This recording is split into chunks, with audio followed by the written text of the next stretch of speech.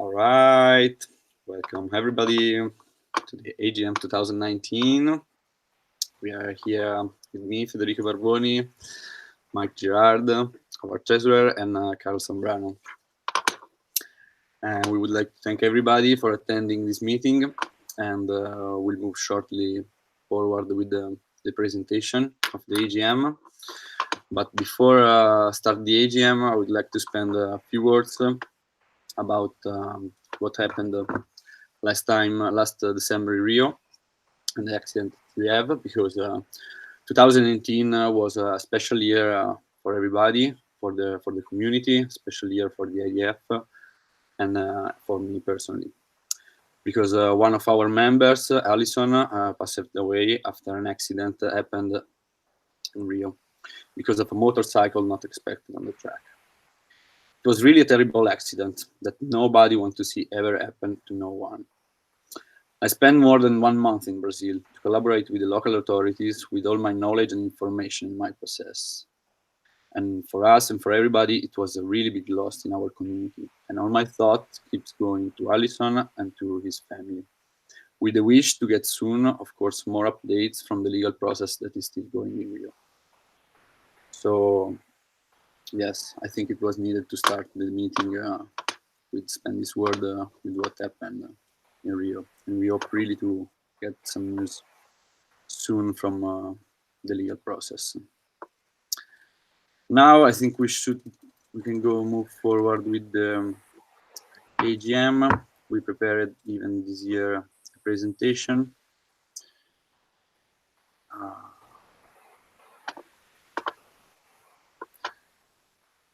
Briefly, we'll move forward with the 2018 annual report that will follow the financial report about what happened in 2018, analyzing what we did, and then we'll show the budget for 2019 that was planned, followed by the 2019 race schedule.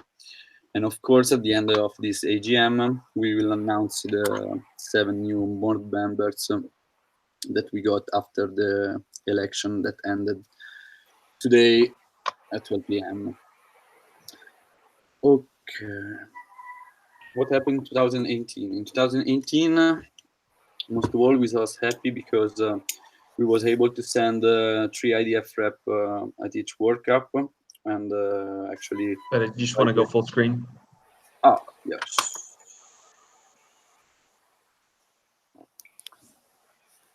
Should be a full screen right now.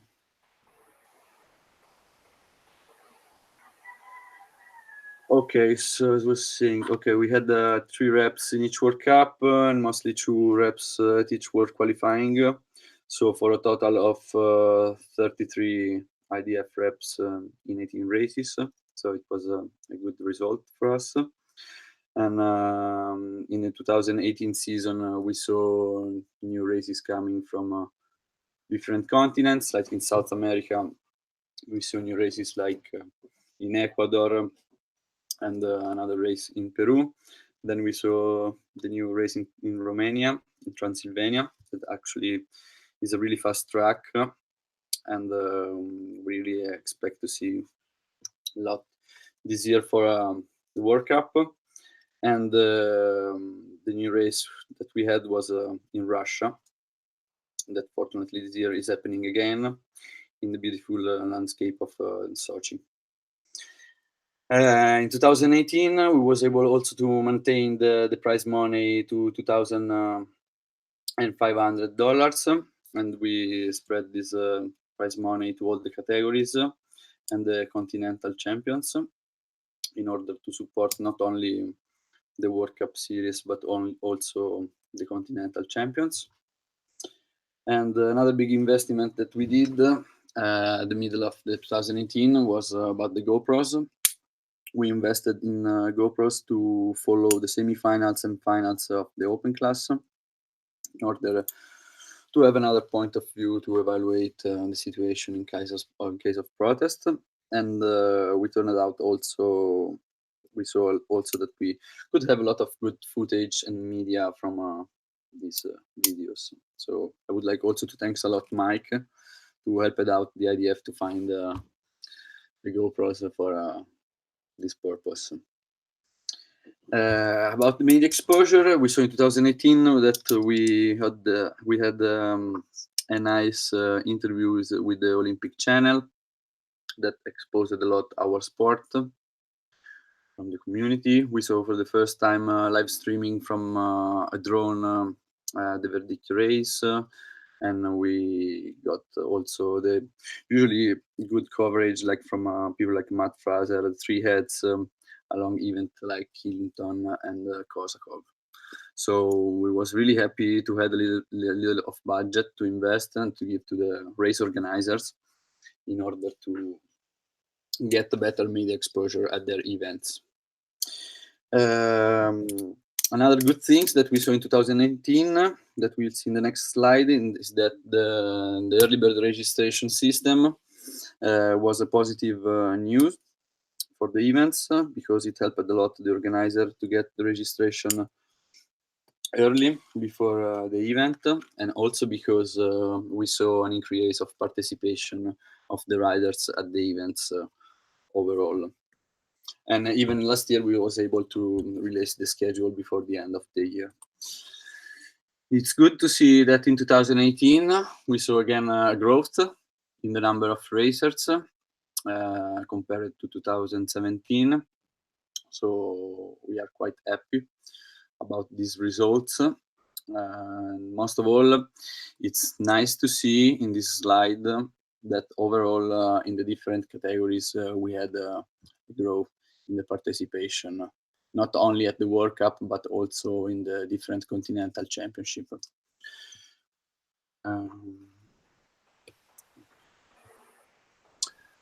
Okay, Carl, I don't know if you want to move forward with our meetings that we had along the year. Yeah. Hello, AGM. Good morning, good afternoon, good evening. It's morning here in Manila. So here in the IDF board, we have bi-weekly meetings, but sometimes they fall under a Thursday or Friday when we're traveling for a race or an event. So we missed actually 7 meetings last year as a board. But since we kept tracking this, you guys saw this in the last AGM, this slide. The four of us, you can see the attendance increased between uh, me, Mike, and Max also attended, and Fede also. So you can see Billy, Maga, and Zach didn't attend any meeting last year. They were absent for all of that. And it's just, yeah. Carl, just one quick thing. It's yeah, we got to make sure it's on the slides, not on your screen. Oh, shoot, it's not on? No, just whenever you're talking, the screen sharing switches to your face. So I'm not sure if it's possible to change that. Oh, okay, it's on mine, so yeah. I don't know if that is possible. I don't think so. All right. So while we're doing that, so yeah, we do meet bi-weekly. So there's a percentage on how many, and we also put down a column there with absence without notice. I will read this one. This is the only way to do that. Yeah. Okay. Okay. So the world champions, the 2018 world champions, we'd like to acknowledge and congratulate them at the AGM, our 2018 world champions. First up, it's the open category. Thiago Gomez Lessa from Brazil. Thiago earned his second straight world title last year.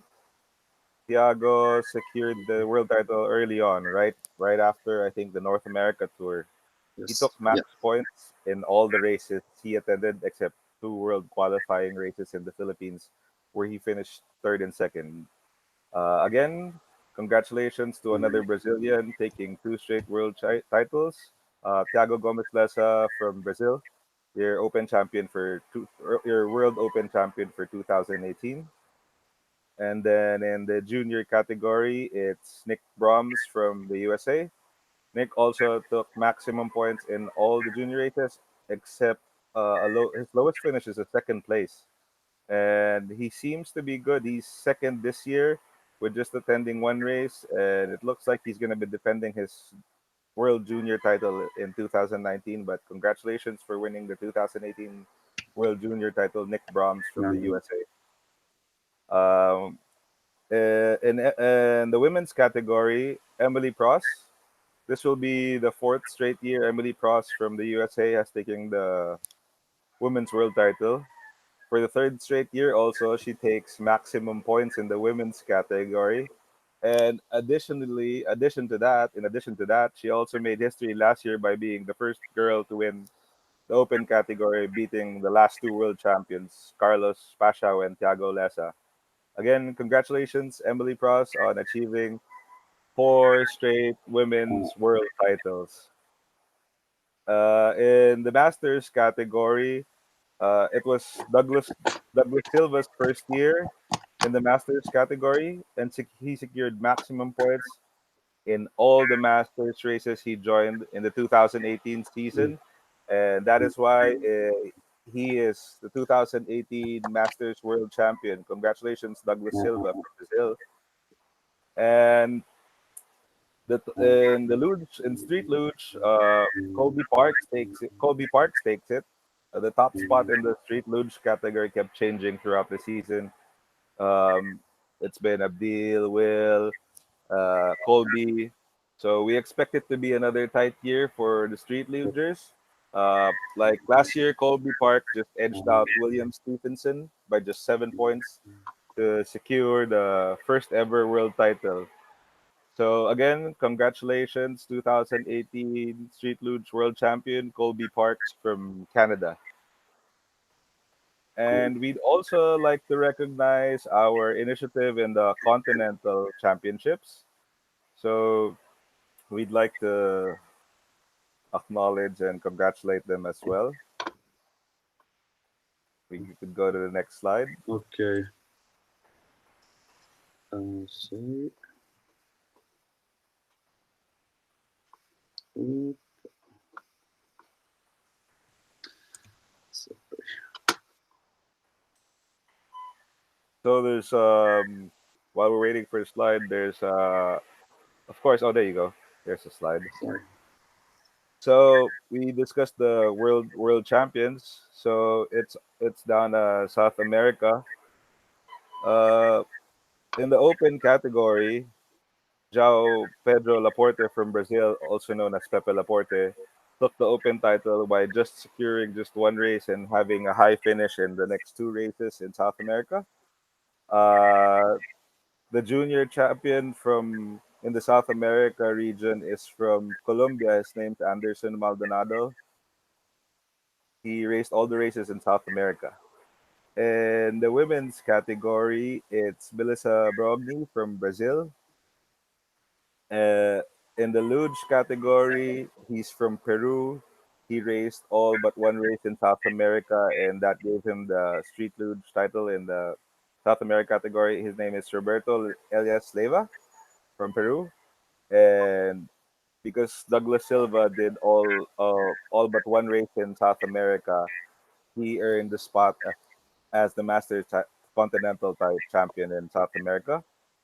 In France, in Europe, the open category goes to a French by the name of Lucas Poulain, who did well in both the World Cup races in Europe. And the junior, it's Bohumil Sefra from the Czech Republic.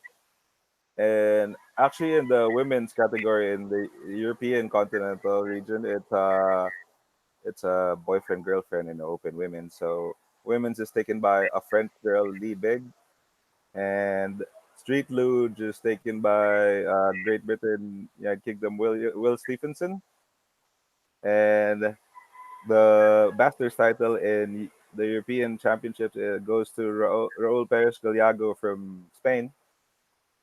The Asia Pacific region, which started off the season, tight racing down there as well. Australian Josh Evans takes the Open title in Asia Pacific, followed by a Filipino junior, Sebastian Chanco, who takes the junior title in Asia Pacific. And for the third straight year, it's Elisa Ma taking the women's title in the Asia Pacific as well. The Filipino takes the Masters category in the Asia Pacific by the name of Fritz Yason. And three-time world champion, Street Luge world champion Abdil Madzan takes the Street Luge title again in Asia Pacific for the fourth straight year. In North America, it was tight. There were three races last year in the North America region, and in the open category, Dana Banks takes it from the USA, and the world champion in the juniors also takes the continental title for the juniors in North America. Nick Broms, women champion, also takes the women continental title in North America. Emily Prost takes that for the third straight year. And Colby Park, Street Luge World Champion, is also from North America, from Canada. He takes the Continental title.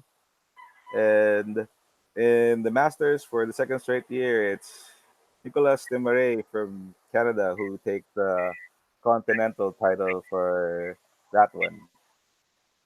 Nice. And yeah, Congratulations to everybody. congratulations to everyone. We look forward to seeing you race again this year, somewhere in the world, somewhere on tour. We congratulate the world champions, and we hope that the continental champions could go around the world and chase the world title as well. Thank you for all your racing, and thank you for all your efforts and hard work. Congratulations again to 2018 world champions and 2018 continental champions. All right, thanks a lot. Okay, let's move forward with some numbers from the communication. Mike. Oh, Mike, you want to move forward with these numbers? Yes. Sorry, I just got to the new room over here, so luckily I'm still online. That was fun. I just had to move from one hotel room to another. So, so the communication report. I'd say we focused a little bit more on Instagram than Facebook. Tried to stay on top of this. I think this is an area that we can easily improve upon, but at least we sort of focused on providing some key updates, some regional tour, continental championship previews and recaps. So we still had growth across all our channels, better growth on Instagram. Just cracked into over the 40,000 follower mark in Facebook, but the rate of growth was diminished from the year prior. So that's certainly something that we'd like to, and I think can easily improve upon. Just a matter of having a full team at full strength. When it is a little diminished in terms of actively engaged board members, it's hard to make as frequent and as rich of communication. So regardless, still some growth there, better growth on Instagram, up 13% compared to the audience change the year before. It does seem like Instagram is providing better engagement, better traction, and that's something that we've seen, across many different industries. So I think it's important to have a good sort of strong Instagram strategy. So fortunately, that's up over half the size of our total following on Facebook. But we definitely want to focus on both of these, make sure we're reaching all of our actively engaged active members, as well as, casual sort of consumers.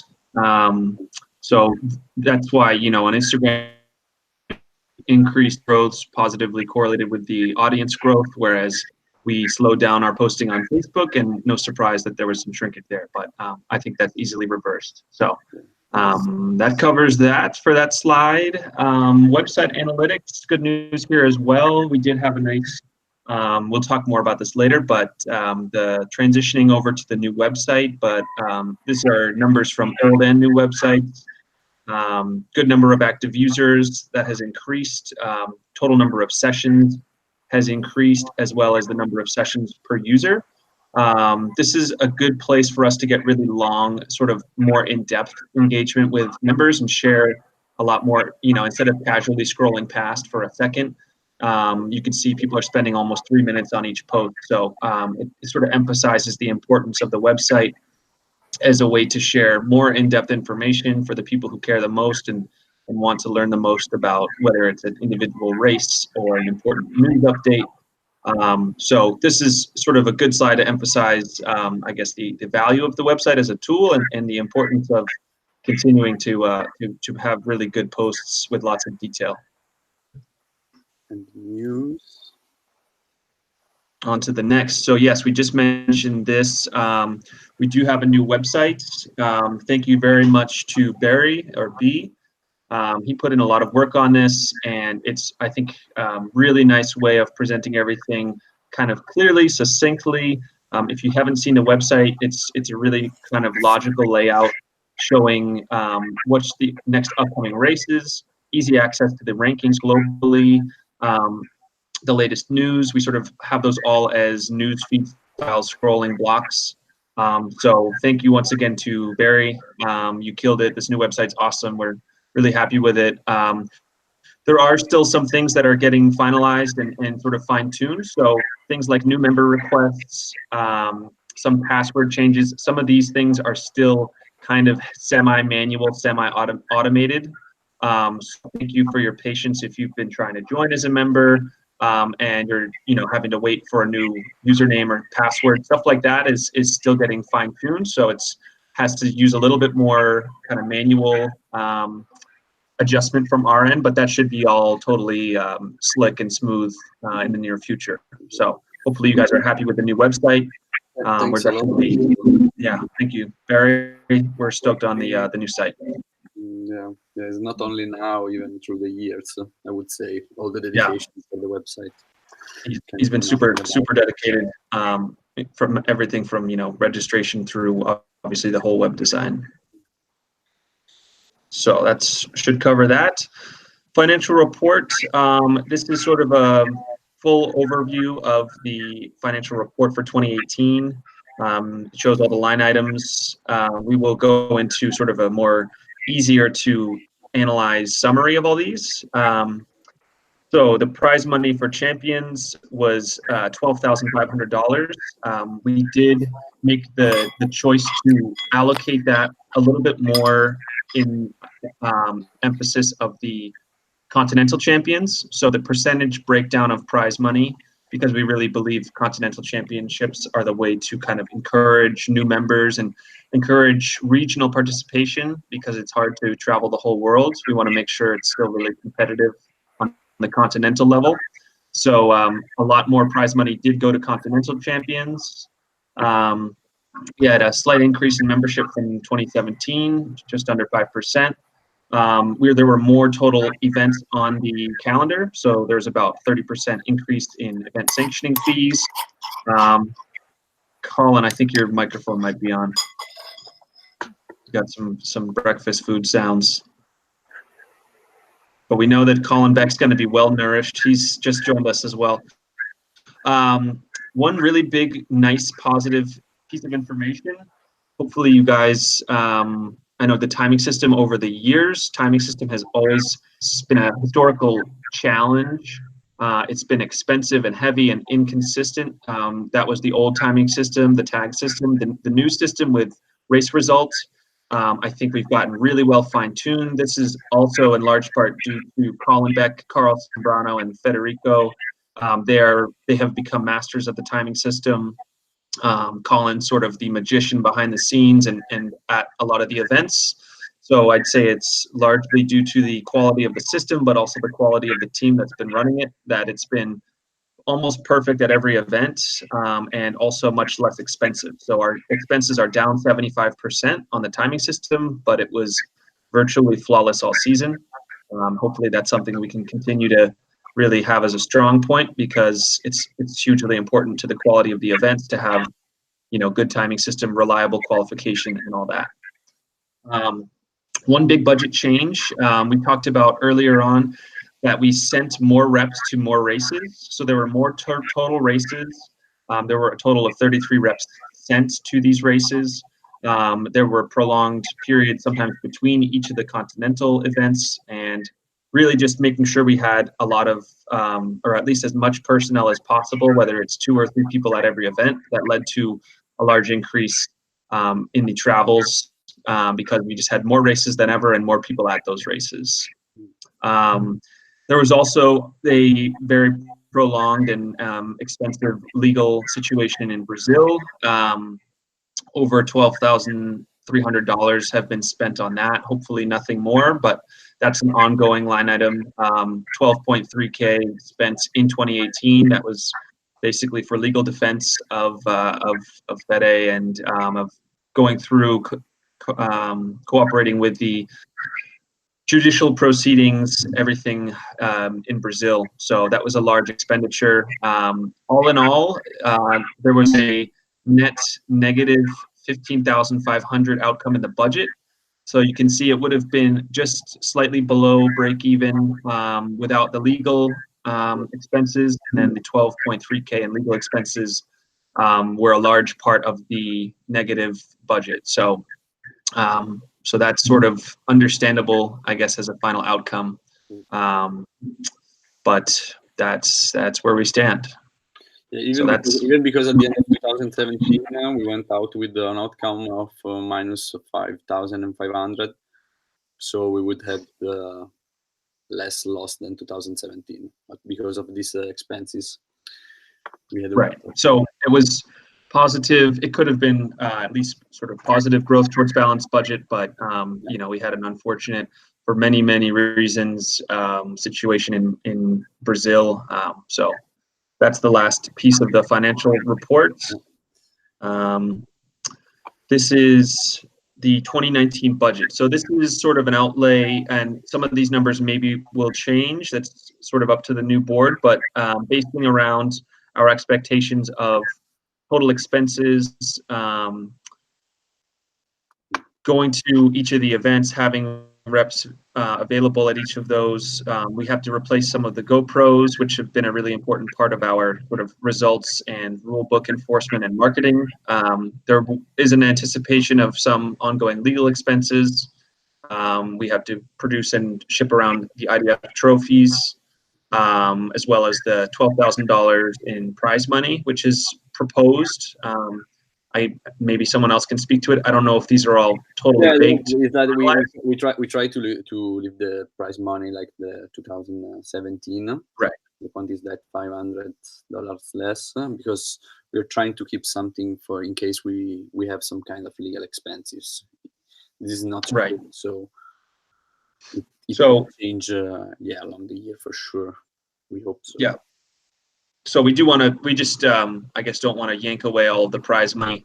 So the vast majority that was paid out in 2018 is still currently in the 2019 budget. And the revenue side of it is based on the number of active members and their fees, the sanctioning fees from the events, and the timing system services. But we're really happy that having such a good timing system, you know, only might cost us $3,500 for the whole year just to keep the transponders subscribers paid for and the potential any small repairs. But we're pretty happy at the sort of modest amount of expense to have a really good timing system. So I think that covers that. Anything? We do have some budget for marketing and promotion as well. I believe each event, we don't necessarily need to go back, but we're trying to make sure that we allocate budget to helping promote each specific event. So the main investments, we already talked a bit about this, but sharing the prize money with the continental champions will be an ongoing sort of goal. The GoPro potential replacements and updates. I think we'd like to continue sending 3 officials to World Cups, 2 for WQS. This is a substantial part of the budget, and it relies on having, you know, people available and knowledgeable. But it's really hard to run a successful event if there aren't the reps available to actually manage all of the timing system, the bracket management, and all the other administrative duties. So that's why those expenses are pretty much stable. We want to promote each event via marketing and social media. Part of that is with direct marketing. We want to get back on the horse with MailChimp, sending to our active members to have more direct engagement, but certainly also on social media, Facebook, Instagram, make sure that we're paying to promote the important content to reach the largest audience possible, and hopefully also reach, you know, new members and new potential news outlets. We want to collaborate with regional media partners. This is one thing that it seems to vary from one event to the next, but making sure that we've identified really strong collaborators for regional media beforehand and lining up good quality content so it's not a crapshoot of what we get from each event. So that's an important goal, to identify who's going to be the partners for each event, what type media we expect from them, and what compensation may be necessary to solidify that. And then, yeah, just reiterating the increased use of promo tools on social media, because it's really rich. You know, we have over 60,000 total followers, and that's a really valuable base of audience that we can reach out to and share everything important and cool that the IDF is doing. I think that's that for that slide. Are you still there? Yeah. So that's me. I'm signing off. I believe this is going back to Fede now.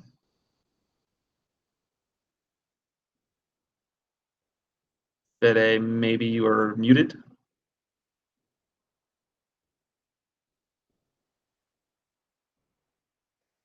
Sorry, bear with us, guys. There we go.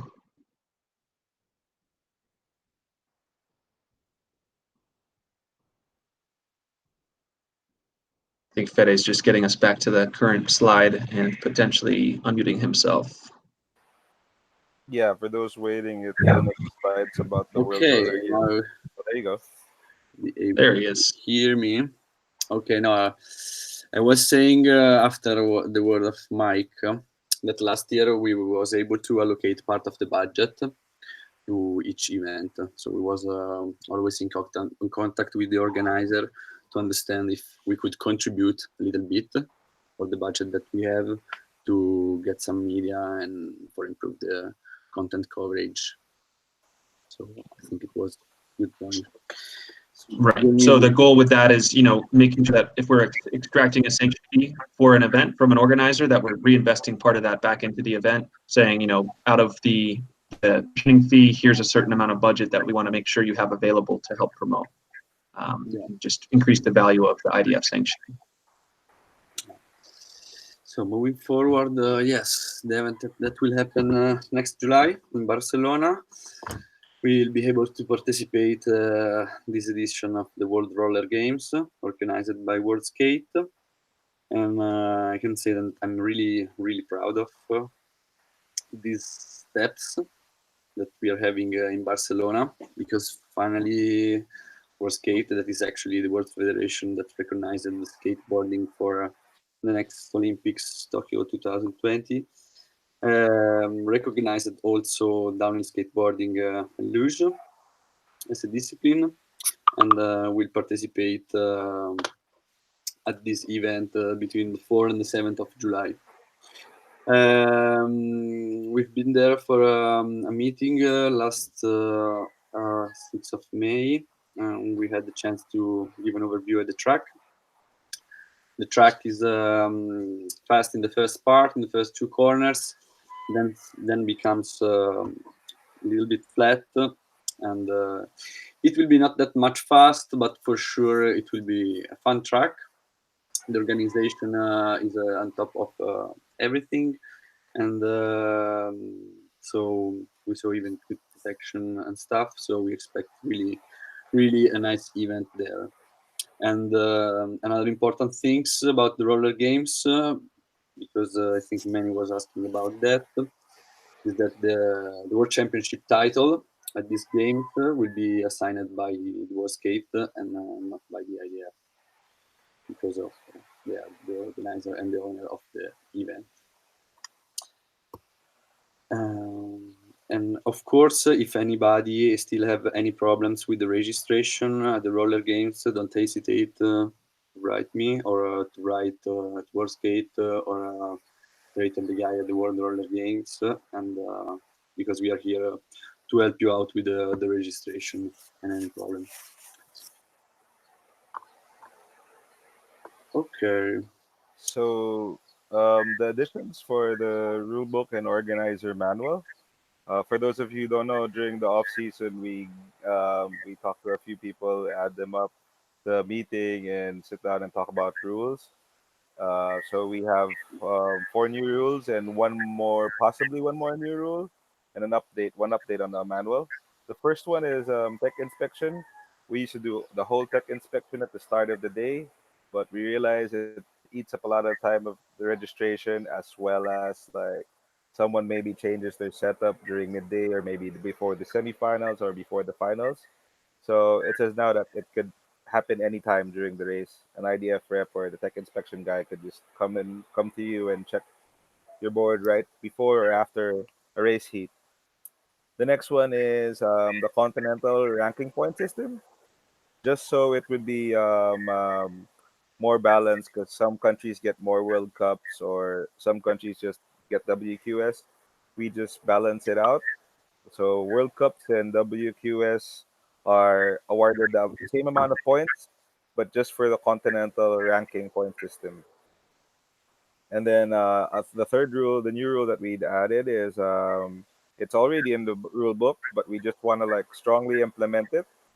We added push lanes. There are some races in the past 2 years that we realized that we need push lanes because of the way that they're set up, the racetrack or the start of the track. So we're gonna strongly start implementing push lanes this season. The next one is the event postponement or cancellation.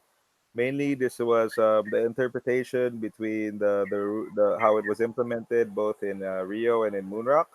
So it says now if at least one round of racing has been completed, the results of the completed rounds will be used, and the uncompleted rounds will be determined by each racer's seating.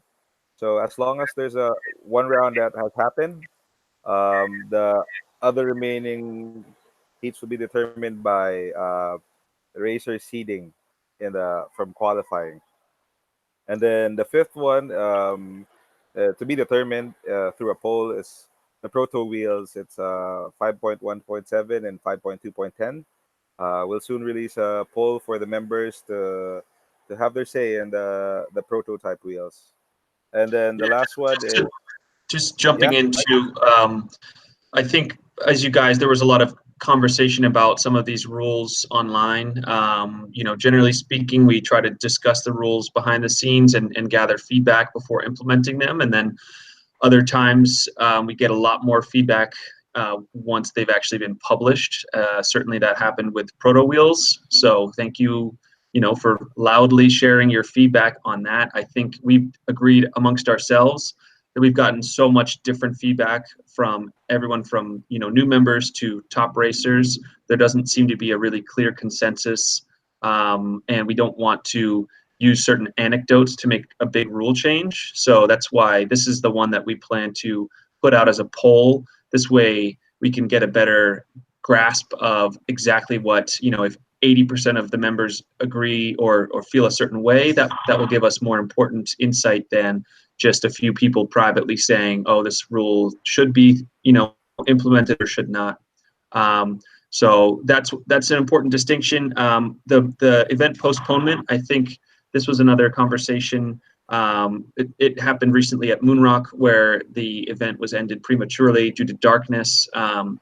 There was a ambiguity in the way the current rules were written, and there was a precedent to just use qualifying times based on historically previous events. But we had a lot of back and forth. It took a few weeks actually to kind of iron everything out, and certainly lots of public comment was incorporated.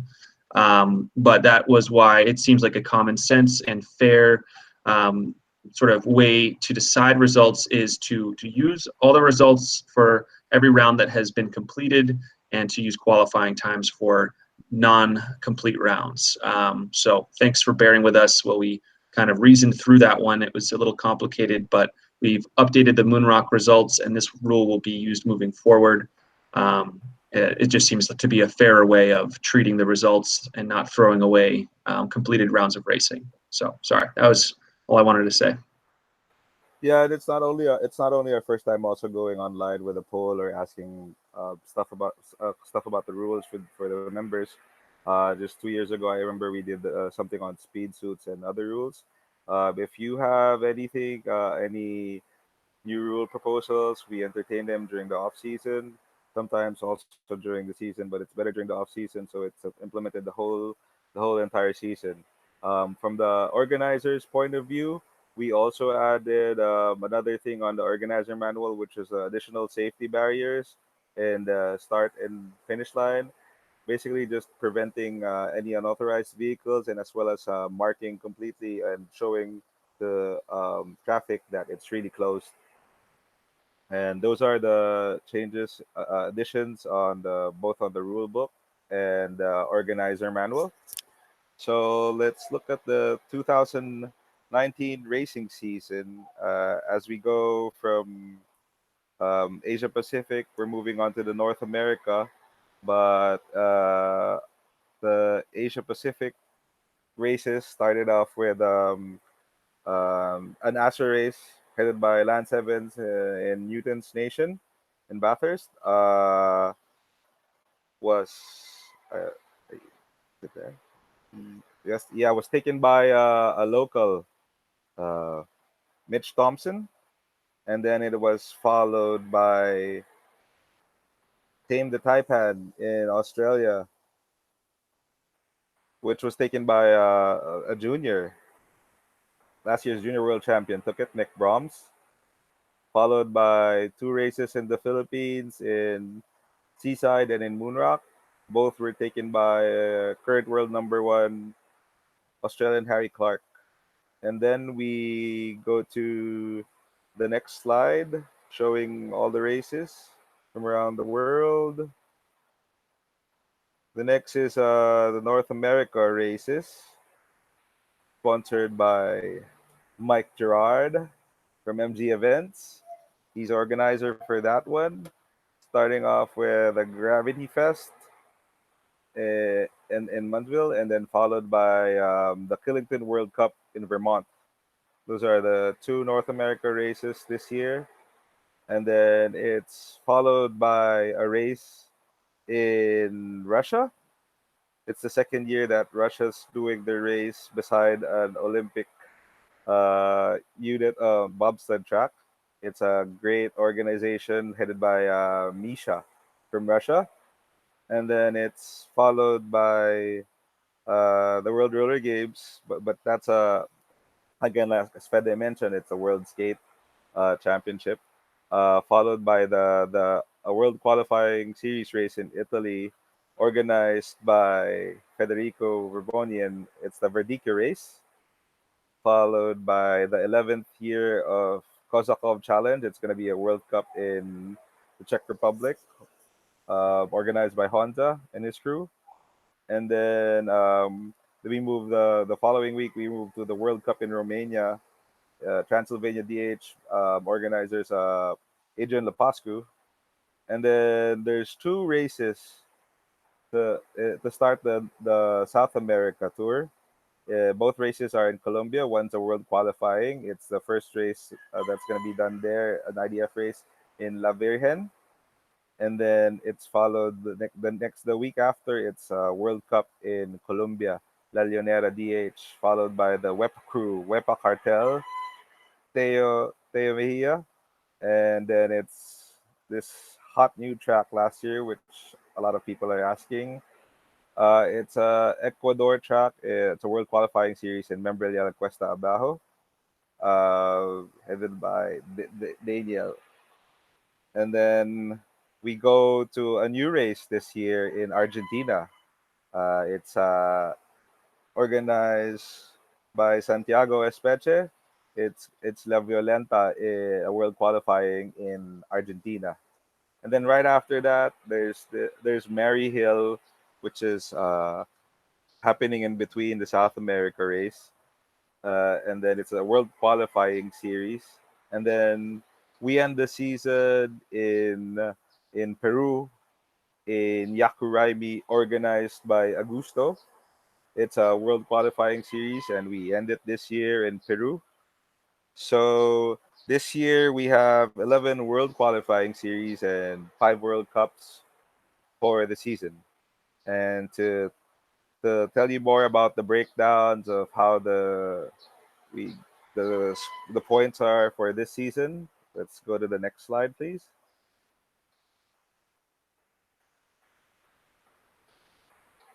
So world ranking calculations. For the world rankings, it's open skateboard, six results with a maximum, six best results with a maximum of 3 World Cups. And for the women's, juniors, masters, and luge, it's the 5 best results with a maximum of 2 World Cups. Only one World Cup per continent will be counted for the world ranking.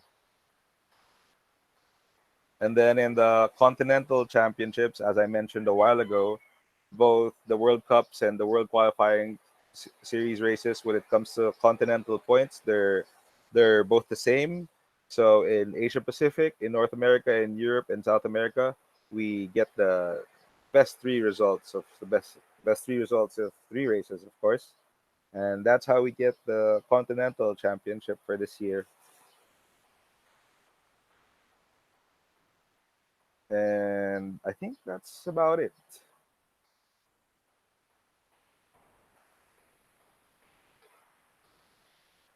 Yeah, I think I don't know if you're able to switch over. We're trying to keep up with the questions. There were people asking about the finances. We went through sort of the discrepancy, and I believe we've been trying to find a report on the accountancy for current balances. So hang tight. I think Fede's working on that. Screen sharing is currently showing Carl's face from what I can see, but it looks like Fede has. Wait a sec. I should be able to fix it. Okay. We're This one. working on pulling up the report showing total equity. Yeah. Can you see it, right? Yep, it's there. Yeah.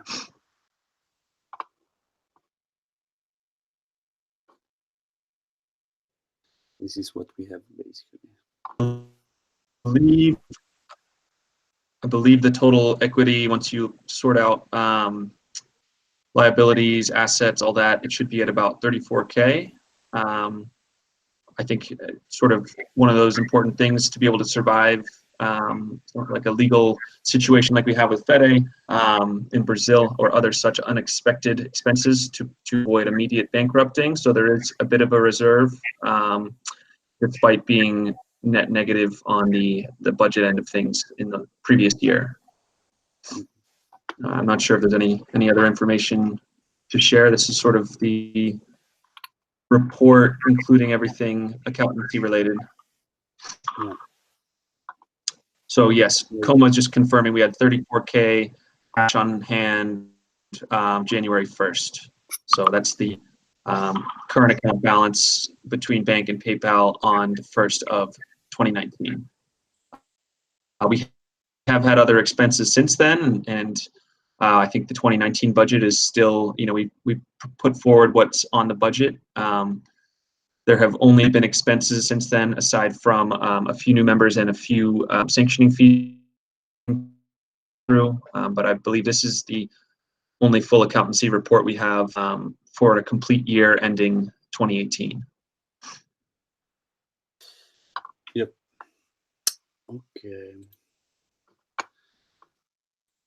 So, do we got any other questions? I should even check on YouTube. Otherwise, other questions? Any real news to share? Yeah. Yeah. I'm just looking through the questions. I believe the most recent information is that it's still ongoing in Brazil. That's really all that's all I know. And I believe no real information can be shared just because it's an ongoing situation. IDF uses Xero for accountancy. I'm not sure if we wanted to announce. I mean, we went through all the slides, so if we want to just sort of transition over to Q&A, if people want to ask questions that we haven't yet looked at. I do see people asking about barriers, and we're starting to type a response. The heavy barrier Newtons are ideal because they are really heavy and not possible to move. But I think with barriers, one important thing, like for my events, we have through traffic, and we have to be able to move barriers after every single round. So it's not really possible to use a 500-pound barrier that permanently blocks traffic. It has to be movable after every round to allow through traffic. I do think that is an important safety operation, making sure that the road access protocol is firmly ironed out and doesn't have sort of leaks possible through different road access points. But speaking personally, I have to use movable barriers. We use a protocol that physically blocks the road with movable barriers plus vehicles at top and bottom, and physical barriers at all side access points. But just keeping in mind that most events are on roads with through access, therefore barriers need to be secure but also movable. Otherwise, it's no longer a through road. Let's see.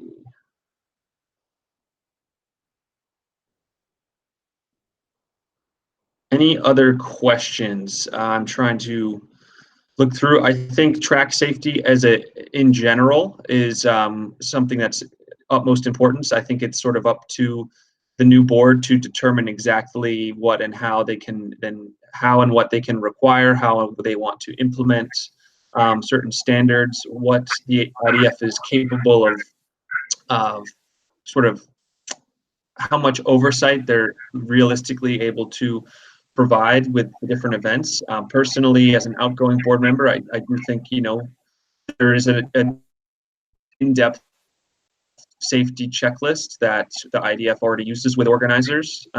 So there is a relatively good protocol in place, but making sure that it's used thoroughly and early and verified beforehand, I do think that's important.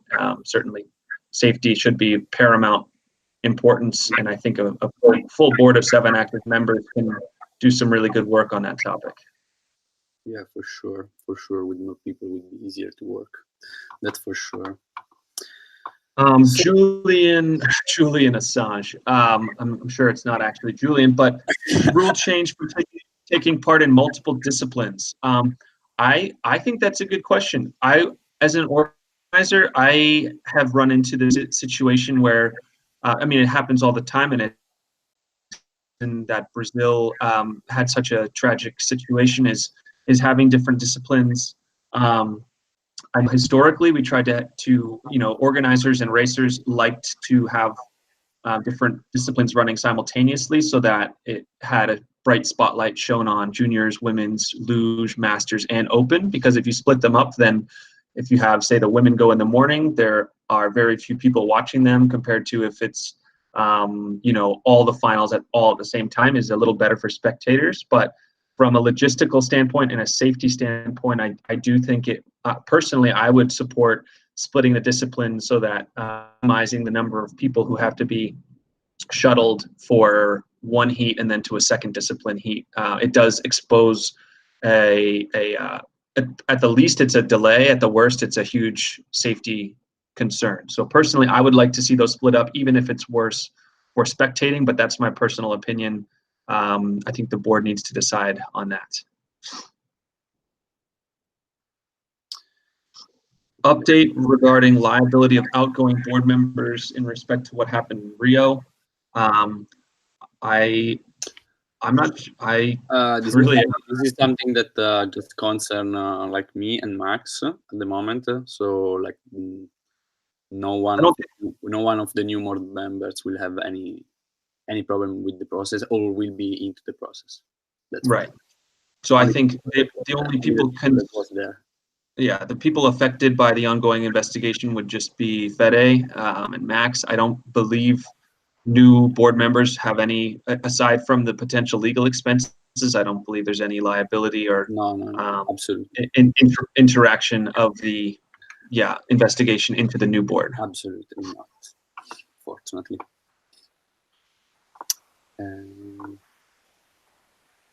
Other questions? Yeah, and Abdil makes a good point. I mean, I at Killington and at Gravity Fest and many other races. I think it's exciting when someone like Nick Brahms does well in juniors and masters, or juniors and opens, and when someone like Emily's doing really well in open and women's. So it's very exciting, but it becomes a huge liability and logistical challenge, because if someone is making it to the semifinals and finals of multiple disciplines and those are being run simultaneously, that's why there are so many more uplifts. So it's sort of a new problem where we have multi doing so well in different disciplines, and I do think it necessitates a reevaluation of how we run those heats.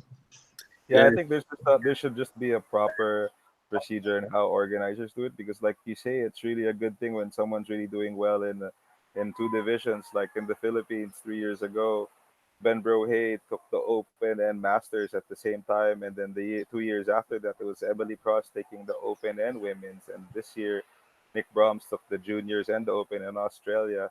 So it really looks like a lot of people, a lot of these athletes, a lot of these racers are training for two categories at the same time. I think as organizers as well, we should develop a way on how we could not hinder their growth or not hinder their training, but actually making them apply on the field of play on how they got ready for it. So yeah. Yeah, even because not all the tracks have a back track for go back at the top. So the point makes it harder. Yeah, true. For information, in Barcelona there will Yeah, be. I mean, it's. Sorry, Mike. I think it's something the board has to discuss and consider. That it used to be, we were petitioned really by members to have them all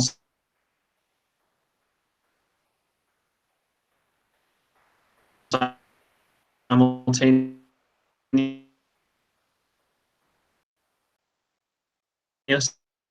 because it that way it shows equal.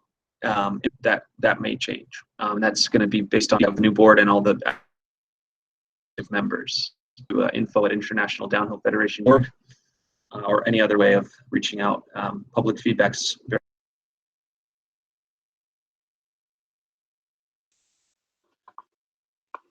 important. Okay. You heard very well the last part. Any other questions?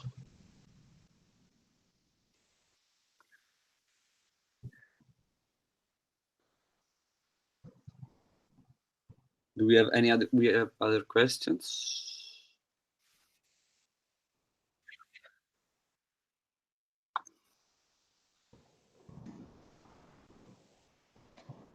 Or do we wanna?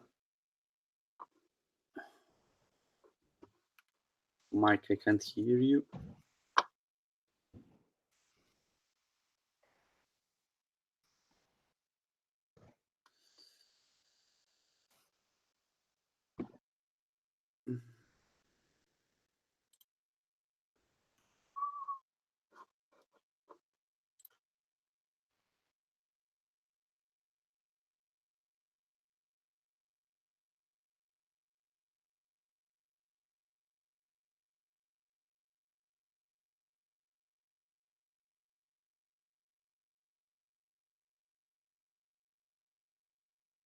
Okay, can you hear me? Yes. Okay, to the question about the question we got from Frank Williams about the election submission about Chris McBride and the submission from Carlo. The point was that actually when Carlo was submitting his submission, his candidature, he was doing that like a few minutes before the deadline, as usual. And when he submitted that, he wasn't submitted properly. He wasn't submitted properly. That's why. But he asked immediately, like at the deadline, about being added. And so we said, okay, it was okay, because it was just a couple of minutes after when the registration was closed. And then we got an email for Chris. Chris asked if it was possible to see in the logs if there was his candidature. We gave a look at the logs, and there was nothing in the logs. And he just easily said that it wasn't his fault, that he screwed up the election, and that's it. So I think we had not any more questions from Chris. So I think this is what happened mainly.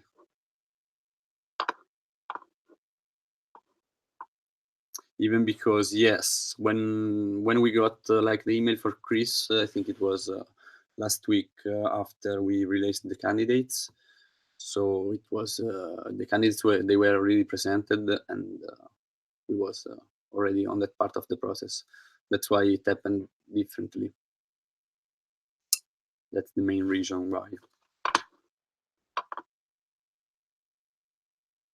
Even because when we explained it, Chris he didn't ask him for nothing or to join the election, so I didn't got any question about that.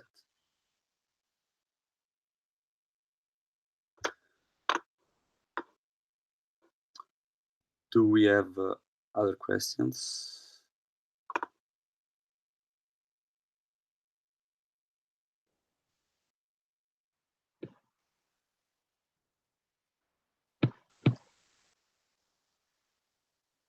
Mike.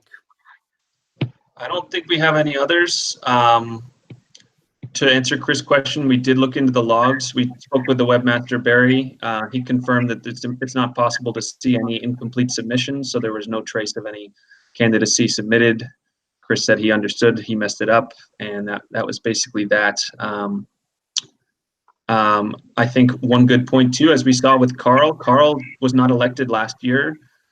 He was a volunteer. He attended every single board meeting. He was the most dedicated member, and when any sort of the first inactive board member became a situation, we ended up bringing him into the board. So anyone who I think wants to be involved and engaged and contributing, just like Colin Beck has been contributing as a volunteer, I think that's more than welcome as well.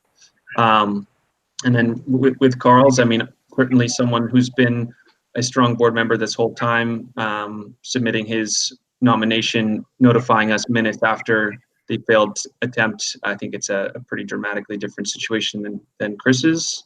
I do think one important note as well is, as we saw this year, I mean, starting with 7 board members and then whittling down with many inactive members, I do think there needs to be a better mechanism, and we discussed this as a board a few times, a better mechanism to dispense with inactive members. It's a little challenging with the Constitution.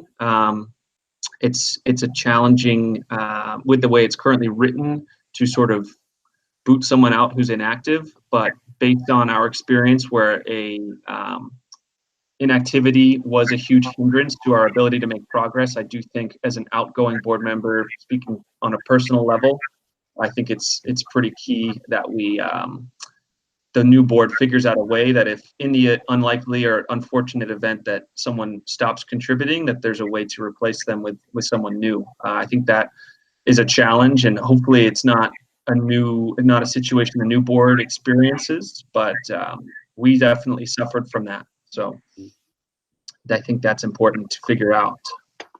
Yep. There was no easy way to eject. You can't just kick someone off the board because you don't think they're helping enough. And if that was possible, then it would open up a lot of ulterior motives that you could basically say, you know, this person's off the team. So it needs to really be a good, strong democratic way to kind of identify what exactly constitutes as non-contributing or inactive. And if someone has met the objective definition of inactive, what are the next democratic steps permitted by the Constitution to replace that? And how do you go about selecting the replacement? That is a challenge, and I think that's important. And hopefully the new board is all active and does not become inactive, so that this isn't, hopefully this stays hypothetical, but it's important to come up with a solution, because for us it was not hypothetical. Yeah. Candy, I mean, I think Candy's commenting exactly what I'm suggesting, which is potentially amending the Constitution to come up with a way to replace inactive members. Currently, it's not well defined, and perhaps that would be a good initiative of the new board to figure out how to amend the Constitution. Of course. Of course, it's a great idea. Of course. Yes, and do as usual. And Grace, to Grace's point, surprisingly, even people who are inactive, asking them to resign is a good option. That's actually what we did. However, surprisingly, people who are inactive seem to be under the, I guess, the maybe false understanding that they actually are contributing. So, we found even you can ask someone to resign, but they might actually think that they're contributing somehow. So what if you ask them to resign, they say no, there's not really a good solution. So.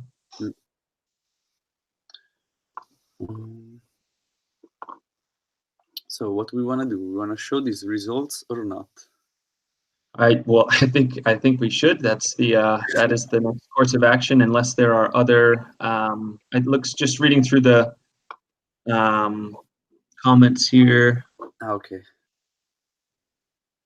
Yeah. So essentially, everyone was active at some point for some amount of time and slowly became inactive. We were able to come to an agreement with Tamara because we had Carl, who was already actively involved and really proven his value. It was a good opportunity to make that change. After that, the other inactivities were sort of non-resignations or without a good immediate replacement option.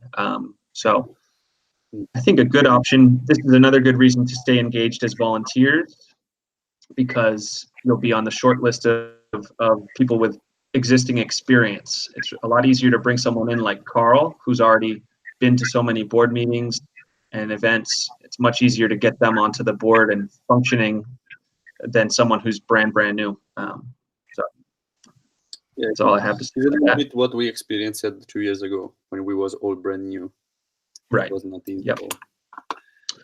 And that's another thing I'd like to say. I think the board is, once again, speaking independently. I personally plan to stay involved. I was sort of a hard decision to decide not to run for re-election, but because I have experience, I really do want to stay engaged and active. And I think the membership is extremely fortunate to have Fede and Carl.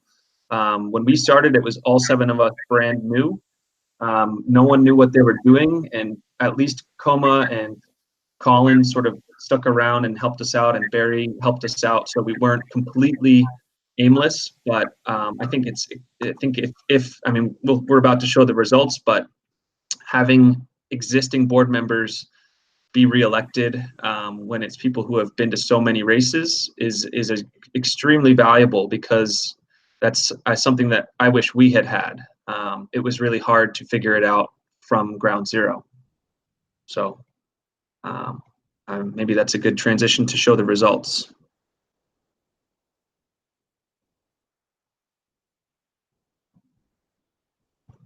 Fede? I'm here. I'm just trying to get back to the slides.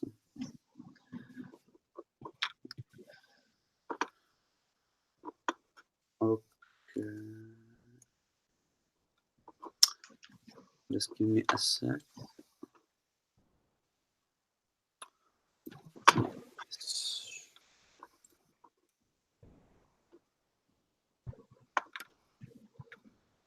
No.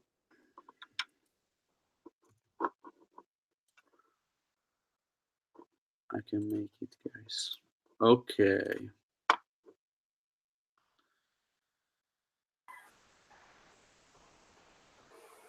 So.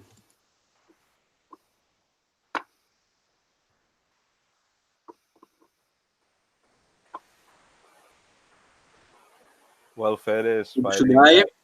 Sorry, guys. Thank you to the old board members, those coming out. Mike been really a great help to us. Mike's doing a lot of jobs, but he still has time for us, and it's really good that Mike's saying now that he's still gonna give time for the IDF doing volunteer work.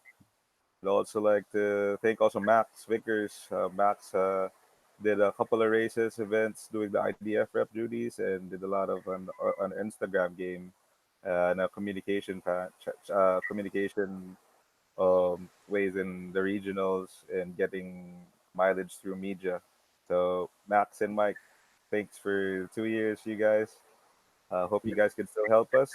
To the other board members who were part of the board, if you guys still have time or ideas that you want to generate in the IDF again, you guys are still welcome to join. Like Colin and Coma and Barry are still here. So thank you to all the volunteers and all the people helping the IDF. Yeah. For real. Thank you, everybody. It was really two great years together. Especially thanks to Coma and Colin for explaining us everything, all the manuals and all the things, everything, all the passion, and also thank you even for the ones that just stayed with us for not long time, because at the end they contribute a little bit. I was happy if someone was clear with us that he had no time, maybe less happy with some other else, but at the end it was really a great experience. And I want to say thank you to everybody. Yeah, thank you guys. And it was good hard work. It was really a pleasure representing everybody, and I'm sad to leave the board, but I'm happy to stay involved, and I'm excited to see the passion of the group. And trust me, it's hard work, and everyone's going to. You got to have a thick skin. People criticize you constantly, so I hope you understand it's a ton of work. That's the reason I'm stepping down, is because I don't have 12 months of constant flexible availability. I have a seasonal work schedule, so I look forward to helping whenever I'm not completely buried, and I hope everyone is as available and as ready to work as they said they are on their candidacy forms, because you're going to need it. Okay, let's show the results. Yes. Okay, so here we are. We had 158 voters in the 2 days and a half. And with more votes, we got Candy, and then Max Eaton, then Grace Wong, Carl Sembrano, Uldis Tretmanis, Federico Barboni, and Luis Murvejo. Fortunately, Darius, said for Darius, that was congratulations first for the new board. First of all, really excited to see these names around and the new board, new fresh board. I'm a bit sad for Darius that didn't make it for the election, but I really would like to invite him to stay with us and keep joining the IDF without any problems, because one person more is never bad. So I would really happy to have him around even in the next meeting. So yeah, congratulations to everybody for this election. We will have, I think we will have soon with all the board members a meeting, and so well, I don't know if the others have to say something. No, just thanks again, board members. It looks like all the newly elected people are here, so do stick around. We'll have instructions for how to join a group call to establish the positions. Thanks again from me. It's been a pleasure, and thanks for being involved, watching the AGM, and listening to us update you guys. All right. We See hope you to soon, see new you. board members. We hope to Thank see you. you. Thanks for the nice words in the comments. See you in North America. North America. Yes, we'll see you if you're coming to Gravity Fest. It's less away, so that'll be exciting. See you guys.